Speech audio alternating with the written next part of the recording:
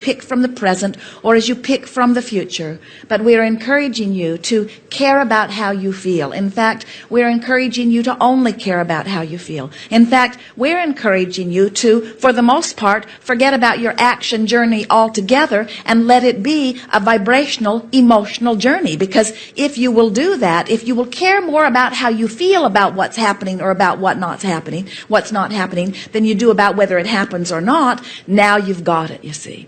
So someone says to you, how are you coming on that goal that you've been talking about? And you say, it's right on track. And they say, oh, has it begun to unfold in a way that you can see it? And you say, it's right on track. And they say, but has the money come in? Has the lover come in? Did you find the house you've been looking for? Did you lose that weight you've been wanting to lose?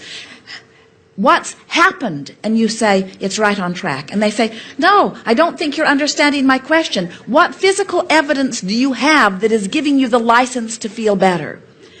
And that's when you say, I have left that old modality far, far behind, because I found out that I was going about it backwards. When I demanded that I get what I'm looking for first so that I can have an emotional response to what's already happened, now I'm not creating. Now I'm just observing. I'm just regurgitating. I'm just responding. I'm just having knee-jerk reactions.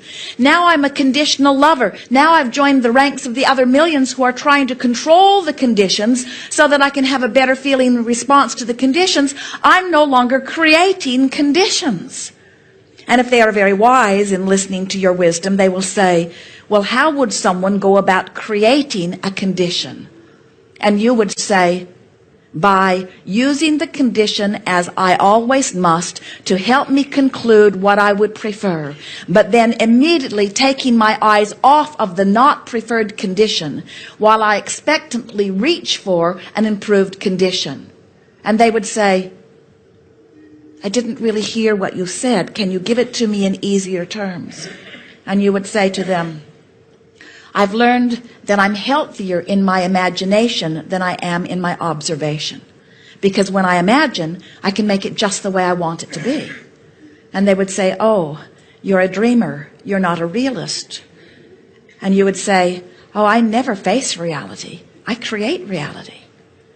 I don't look at what is and regurgitate more of it. I look at what is, automatically launch desires, and become the fuller version of that which I am, and then I feel my way into vibrational alignment with what I've become. So then they would say, you mean you don't set goals? And you say, not as such. I'm the blessed one, you know. You mean you don't set goals? You don't identify what you want? Oh yes, I do that all day, every day. I can't stop doing that. When someone's rude to me, I want them to be nicer. When I'm rude to someone, I want to be nicer. When someone says I'm bad, I want them to understand that I'm good.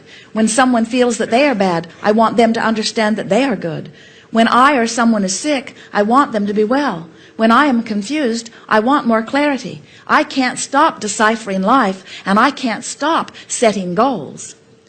But something I've learned is that I automatically set my goals, and I've been setting so many of them that I've created this magnificent vibrational escrow. The source energy has all lined up and waiting for me.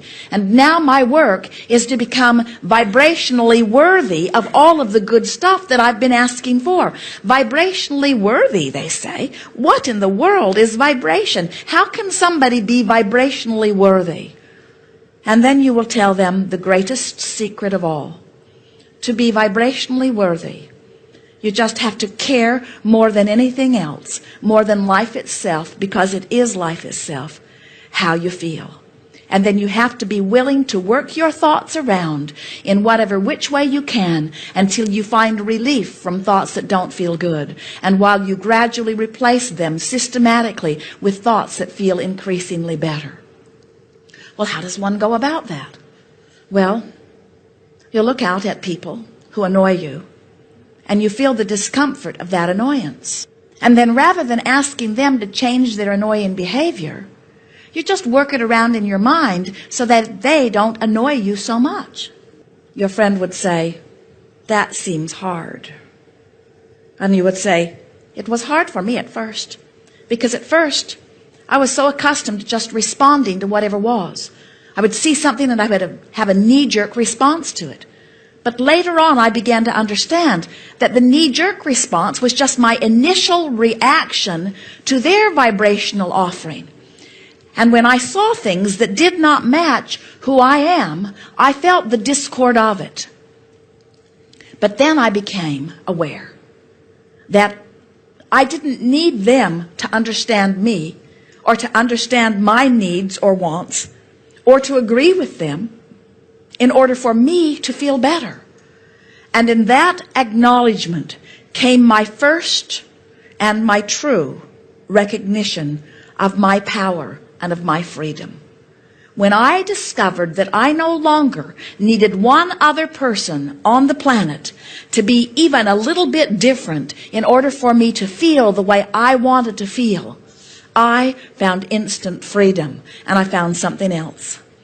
I found an ability to love them anyway. And when I found that I could love them anyway, I returned to the true nature of my being.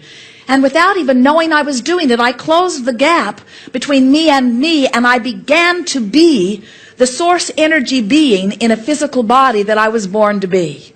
And then, as far as I am concerned, you can tell your friend, then I had my first real birth, where all that I was meant to be was focused